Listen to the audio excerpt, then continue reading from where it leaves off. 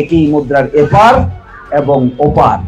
এইটাই হলো একদিকে রোজা, আরেকদিকে হলো পূজা। এই রোজা এবং পূজা মিলে বাংলাদেশ, রোজা এবং পূজা মিলে ভাটি বাংলা।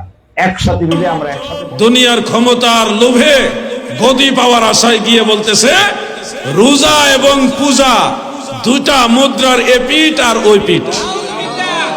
আরো জবান খুলে বলেন নাউজুবিল্লাহ। রোজা একটা ফরজ ইবাদত, আল্লাহর দেওয়া বিধান। কুতিবা আলাইকুমুস সিয়াম, আল্লাহ তাআলা বলে আমি তোমাদের উপর রোজা ফরজ করেছি।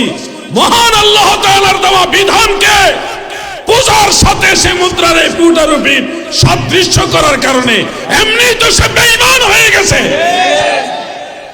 তার নাম আর মুসলমানের খাতায় রাখার কোন সুযোগ, তার জন্য তওবা লাজিম, তওবা লাজিম।